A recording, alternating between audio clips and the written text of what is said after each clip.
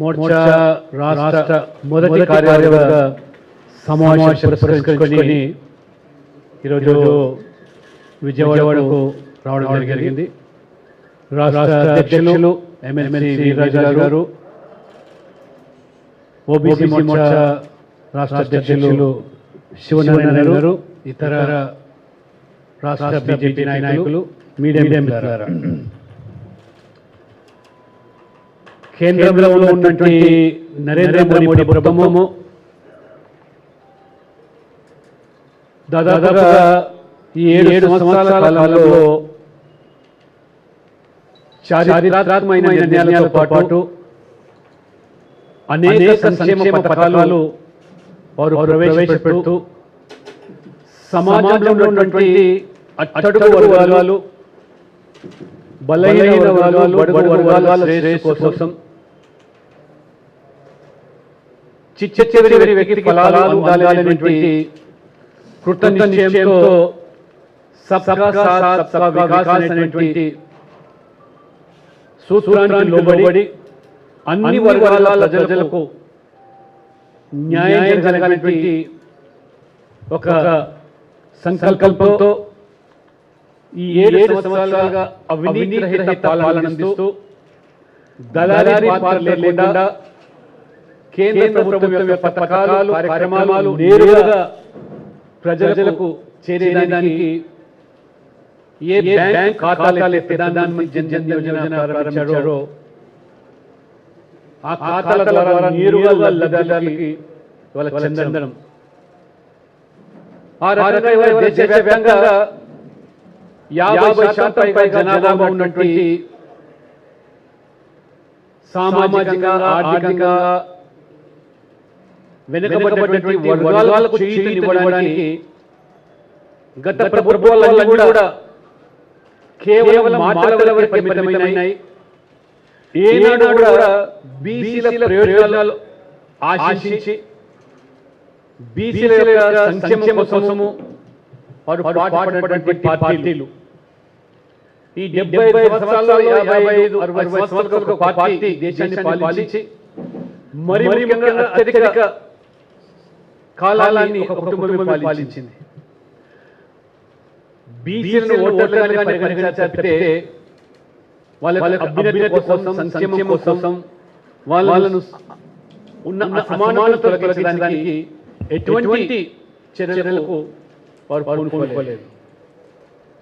ప్రధానమంత్రి నెహ్రూగా ఉన్నప్పుడు వారు 1953లోనే బీసీల యొక్క సంక్షేమం కోసమని, అభ్యున్నతి కోసమని, అన్ని రంగాల్లో రాణించడానికి ఒక కమిషన్, కాకా కలేల్కర్ కమిషన్ ఏర్పాటు చేసి దానికి అనుగుణంగా కేంద్రం చర్యలు తీసుకుంటుందని చెప్పి మభ్యపెట్టి కాకా కలేల్కర్ కమిషన్ ఇచ్చిన సిఫార్సులను నెహ్రూ గారు దాన్ని కనీసం పార్లమెంట్లో చర్చ పెట్టకుండా దాన్ని పూర్తిగా బుట్టదాఖలు చేసి, వాస్తవంగా ఆనాడే కాకా కలేల్కర్ కమిషన్ సమాజంలో 50% పైగా జనాభా ఉన్నప్పటికీ ఈ బీసీలకు ఏ కుల వృత్తుల మీద ఆధారపడి జీవిస్తున్నారో ఆ కుల వృత్తులను ఆధునీకరించాలి, విద్యా ఉద్యోగ పరంగా వారికి సముచిత స్థానం కల్పించాలి, ఏ రకంగా రాజ్యాంగంలో ఎస్సీ ఎస్టీలకు రిజర్వేషన్లు మరి పొంది ఉన్నారో ఆ పంతాలో ప్రభుత్వం ఆలోచన చేయాలని చెప్పి సిఫార్సు చేస్తే పార్లమెంట్లో కూడా కనీసం చర్చ పెట్టకుండా దాన్ని బుట్టదాఖలు చేశారు. ఆ తర్వాత అనంతరం ఇందిరాగాంధీ వచ్చింది అధికారంలో, ప్రధానమంత్రి అయింది, 17 సంవత్సరాలు. కలేకర్ కమిషన్ కనీసం ఆ సిఫార్సులను మాట వరుసకైనా చర్చకు పెట్టకుండా ఏ రకంగా వక్ర బుద్ధితోని ఆ రకంగా బీసీలను అణచివేశారో అది తార్కాణం. రాజీవ్ గాంధీ వచ్చారు, సాధ్యపడలేదు. చివరికి మొదటిసారిగా non Congress government, Janata party మొదటిసారిగా రావడము, ఆ రోజుల్లో ఈ బీసీల ప్రయోజనాల కోసం మళ్ళీ మండల్ కమిషన్ ఒకటి ఏర్పాటు చేస్తే ఆ మండల్ కమిషన్ సిఫార్సులు రాకముందే ప్రభుత్వం పడిపోవడం, మళ్ళీ వీపీ సింగ్ ప్రభుత్వం రావడము, వీపీ సింగ్ ప్రభుత్వం వచ్చిన తర్వాత మండల్ కమిషన్ సిఫార్సులు కేంద్ర విద్యా సంస్థల్లో, కేంద్ర ఉద్యోగాల్లో 27% ఓబీసీలకు రిజర్వేషన్ కల్పించాలని చెప్పి ఆ రకంగా మరి వారు సిఫార్సు చేసిన దాన్ని 93 నుంచి అమలుకు నోచుకుంటే ఇవాళ 2021 అంటే ఏనాడు కూడా కాంగ్రెస్ బీసీల ప్రయోజనాల కోసం పాటుపడలేదు. కాంగ్రెసేతర ప్రభుత్వంగా అది జనతా పార్టీ కానివ్వండి, ఆనాడు జనతా పార్టీలో వాజ్పేయి గారు, అద్వానీ గారు కేంద్ర మంత్రులు, విపి సింగ్ ప్రభుత్వాన్ని సమర్థించింది బీజేపీ. ఆ రకంగా మరి ఈ యొక్క రిజర్వేషన్ సక్రమంగా అమలవుతున్నా లేదా అని కూడా మరి చూడనటువంటి పరిస్థితిలో 93లో నేషనల్ బ్యాక్వర్డ్ క్లాస్ కమిషన్, జాతీయ బీసీ కమిషన్ ఏర్పాటు అయినప్పటికీ ఎస్సీ ఎస్టీ కమిషన్ మాదిరిగా పూర్తి చట్టబద్ధతమైనటువంటి హక్కులు ఆ కమిషన్ కల్పించలేదు. కోరలు లేని కమిషన్ కేవలం ఏ కులాన్ని బీసీ జాబితాలో చేర్చాలా లేదా అనేది సిఫార్సుకు మాత్రమే దోహదపడే కమిషన్. అటువంటిది మొదటిసారిగా 2014లో నరేంద్ర మోడీ గారు అధికారులకు వచ్చిన తర్వాత ఎటువంటి బలమైన ఉద్యమాలు దేశంలో లేవు. బీసీ సంఘాలు ఎక్కడ కూడా ఉద్యమించి మరి ఈ యొక్క కమిషన్కు చట్టబద్ధత కల్పించినటువంటి ఉద్యమం తెర లేపకముందే మొదటిసారిగా ఒక పేదవాడు, బలహీన వర్గాలకు సంబంధించిన అత్యంత వెనుకబడ్డ సామాజిక వర్గానికి సంబంధించిన వ్యక్తి నరేంద్ర మోడీ ప్రధానమంత్రి కావడం, ఒక ఛాయ అమ్ముకునే వ్యక్తి భారతీయ జనతా పార్టీ వారిని ప్రధానమంత్రి చేయడం, ఇది సువర్ణ అక్షరాల్లో లిఖించేటువంటి రోజు అది. ఆ రకంగా నరేంద్ర మోడీ గారు కూడా తనకున్నటువంటి అపారమైన ముఖ్యమంత్రి అనుభవం ద్వారా సమాజంలో ఏ వర్గాలకు ఏమి అవసరాలో వారు నమ్మిన సిద్ధాంతం సబ్కా సాత్ సబ్కా వికాస్లో భాగంగా ఈ నేషనల్ బ్యాక్వర్డ్ క్లాస్ కమిషన్కు చట్టబద్ధత, రాజ్యాంగ హోదా కల్పించి ఏ నిర్దేశించబడ్డ రిజర్వేషన్ 27% సక్రమంగా అమలవుతున్నా లేదా, లేకపోయినట్టయితే చట్టపరమైన చర్యలు తీసుకునే దానికి దోహదపడే విధంగా ఆ కోరలు లేని కమిషన్కు పూర్తి భద్రత కల్పించి బీసీల అవసరాలు తీర్చే విధంగా కమిషన్ 2017లో మరి అది కూడా లోక్సభలో రాజ్యసభలో అనేకమైనటువంటి ఇబ్బందులు, కాంగ్రెస్ పార్టీ అడ్డంకులు, అవరోధాలు, చివరికి లోక్సభలో పాస్ అయిన తర్వాత రాజ్యసభలో అడ్డుకున్నారు. మళ్ళీ రాజ్యసభలో ప్రవేశపెట్టి ఆ రకంగా బీసీల పట్ల ఉన్న చిత్తశుద్ధి చాటుకున్నటువంటి మొదటి ప్రభుత్వం నరేంద్ర మోడీ ప్రభుత్వం.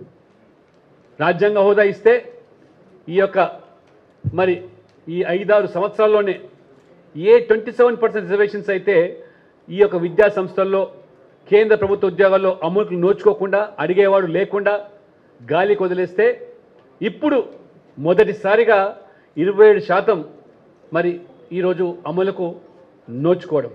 అంతేకాదు మొదటిసారిగా ఈ సంవత్సరం ఫస్ట్ టైం రిజర్వేషన్ల అమలు ప్రారంభమై ఇన్ని సంవత్సరాలైనా ఈ సంవత్సరం కేంద్ర విద్యాలయాల్లో, కేంద్రీయ విద్యా సంస్థలు ఏవైతున్నాయో కేంద్ర ప్రభుత్వ విద్యా సంస్థలు, కేంద్రీయ విద్యాలయ, నవోదయ, సైనిక్ స్కూల్స్తో పాటు లా యూనివర్సిటీస్లో ఈ సంవత్సరం రిజర్వేషన్లు అమలుకు నోచుకోవడం, 27% ఓబీసీ బిడ్డలకు ఫస్ట్ టైం రిజర్వేషన్లు అమలు అవుతున్నాయి. నాణ్యమైన విద్య, క్వాలిటీ ఎడ్యుకేషన్, మంచి బ్రహ్మాండమైనటువంటి ఇన్ఫ్రాస్ట్రక్చర్తో ఇవాళ కేంద్రీయ విద్యాలయాలు ప్రతి జిల్లాలో దేశవ్యాప్తంగా ఉన్నటువంటి నవోదయ పాఠశాలలు, సైనిక్ స్కూల్స్ దాదాపు 60 నుంచి 70 వేల మంది విద్యార్థులు, ఓబీసీ విద్యార్థులు ఫస్ట్ టైం వాళ్ళకు రిజర్వేషన్లు సంక్రమింపబడతా ఉన్నాయి. ఇది మోదీ గారి యొక్క బీసీల పట్ల ఉన్న చిత్తశుద్ధి. సైనిక్ స్కూల్లో ఇవాళ ఆ బిడ్డ చేరితే వాడు చదువు పూర్తయి బయటకు వచ్చేసరికి 20 సంవత్సరాల్లో లెఫ్టినెంట్ జనరల్ అయ్యే అవకాశాలు. ఆ రకంగా ఒక ఆర్మీ ఆఫీసర్, నేవల్ ఆఫీసర్గా బయటకు వచ్చే పరిస్థితి. కేంద్రీయ విద్యాలయాల్లో ఇవాళ క్వాలిటీ ఎడ్యుకేషన్ పొందే అవకాశం.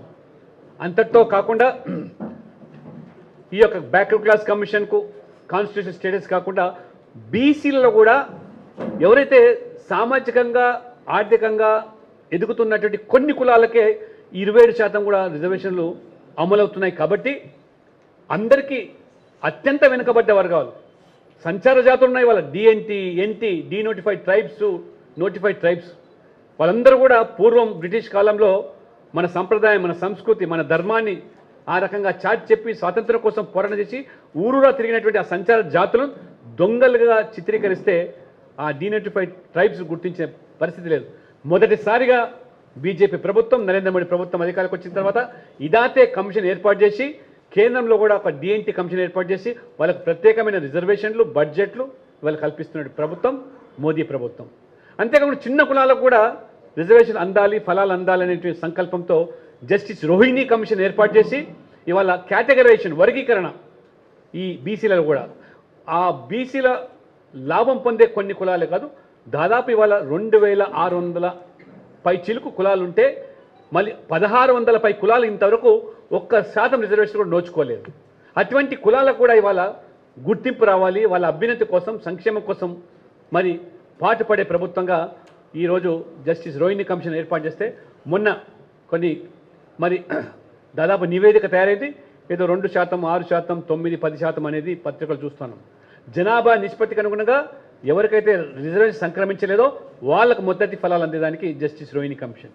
అంతేకాకుండా మన క్రీమీ లైన్ 6 లక్షలు ఉండింది, ఇప్పుడు 8 లక్షలు మోదీ గారి ప్రభుత్వం పెంచిన తర్వాత ఈరోజు ఒక బీసీ కమిషన్ శక్తివంతమైనదే కాకుండా, చట్టపరమైనదే కాకుండా మరి ఈ యొక్క పబ్లిక్ సెక్టార్ యూనియన్స్ ఏవైతే ఉన్నాయో, పబ్లిక్ సెక్టార్ అండర్టేకింగ్స్ ఏవైతే ఉన్నాయో గతంలో అందులో ఓబీసీ రిజర్వేషన్ అమలుకు నోచుకోలేదు. మోదీ గారు వచ్చిన తర్వాత ఇప్పుడు అక్కడ కూడా రిజర్వేషన్ సదుపాయం కల్పింది పబ్లిక్ సెక్టర్ అండర్టేకింగ్స్లో. అదే కాకుండా ఓబీసీ సర్టిఫికేట్ జారీ చేసే దాంట్లో దాన్ని కూడా సరళీకృతం చేసి, సింప్లిఫై చేసి, గతంలో మాదిరిగా ఆంక్షలు, పెద్ద పెద్ద ఇబ్బందులు లేకుండా సునాయాసంగా ఓబీసీ సర్టిఫికేట్ పొందేదానికి చర్య తీసుకుంది. అంతేకాకుండా మరి ఈరోజు గతంలో ఓబీసీలో ఉన్నటువంటి ఎవరైతే మెరిట్లో ఉద్యోగాల్లో కానీ విద్యాసం సీట్లు పొందితే వాళ్ళని బీసీలుగానే పరిగణించేవాళ్ళు. మెరిట్ అనే దానికి కుల ప్రాతిపదిక లేదు, కానీ మెరిట్లో వచ్చిన వాళ్ళను వాళ్ళ కులం తీసి అందులో బీసీలు ఉన్నట్టయితే ఆ 27%లో కుదించేవాళ్ళు. కానీ మోదీ గారు వచ్చిన తర్వాత మెరిట్లో వచ్చిన వాళ్ళు, ఓపెన్ కోటాలో ఉన్న వాళ్ళకు ఇర్రెస్పెక్టివ్ ఆఫ్ క్యాస్ట్ వాళ్ళు మెరిట్ కోటా పోయిన తర్వాతనే మిగతా మళ్ళీ 27% అమలు చేయడం వల్ల కొన్ని లక్షల మంది వాళ్ళ మళ్ళీ దేశవ్యాప్తంగా లబ్ధి పొందుతున్నారు.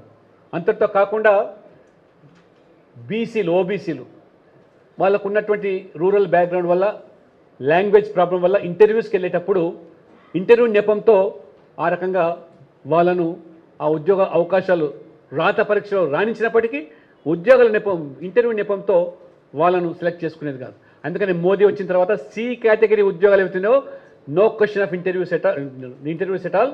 కాబట్టి రాత పరీక్ష మార్కుల ద్వారా నేరుగా వాళ్ళకు ఉద్యోగాలు కల్పించే సదుపాయాన్ని ఈ ప్రభుత్వం కల్పించింది. అంతేకాకుండా పరిశ్రమలు స్థాపించడానికి గతంలో ఈ వెనుకబడ్డ కులాలకు ఏదైతే షెడ్యూల్ క్యాస్ట్కు మరి ఈ వెంచర్ క్యాపిటల్ కింద వారికి ఆర్థిక సాయం ఇచ్చేది.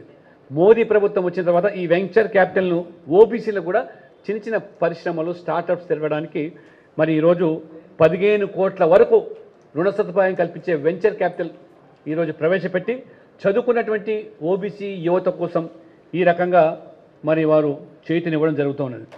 ఇవి కాకుండా అనేకమైనటువంటి పథకాలు ఇప్పుడు ఏవైతే ఇంతకుముందు చెప్పానో, మరి ప్రధానమంత్రి జన్ధన్ యోజన నుంచి మొదలుకుంటే ప్రధానమంత్రి జీవన్ జ్యోతి, ప్రధానమంత్రి సురక్ష బీమా, ముద్రా లోన్స్, ప్రధానమంత్రి ఈ కిసాన్ సమ్మాన్ యోజన, లేదా ఇవాళ బేటీ బచావ్ బేటీ పడావ్, ఉజ్వల, ఇవన్నీ కూడా ఎక్కువ శాతం లబ్ధి పొందేది మళ్ళీ ఈ సమాజంలో 70% ఓబీసీలే. కాబట్టి ప్రతి పథకం వెనకాల ఓబీసీల ప్రయోజనాలు ఉన్నాయి. కాబట్టి ఇన్ని అంశాలు అనతి కాలంలోనే గతంలో ఏ ప్రభుత్వం చేయనటువంటి సానుకూల విధానాలు ఓబీసీల కోసం మోదీ ప్రభుత్వం చేస్తున్న అంశాన్ని ప్రజల్లోకి తీసుకెళ్ళడానికి జాతీయ స్థాయిలో ఓబీసీ మోర్చా ప్రతి గడపకు వెళ్ళాలి, ప్రతి కుటుంబాన్ని కలవాలి. ఆ రకంగా ఈ పథకాలు వాళ్ళని లబ్ధిదారులుగా గుర్తించాలి. మోదీ ప్రభుత్వం ఏదైతే ఈ యొక్క మరి ఈ నిర్ణయాలు తీసుకుందో వాళ్ళకి చేరవేయడానికే ఓబీసీ మోర్చా ఒక కీలక భూమి పోషిస్తుంది.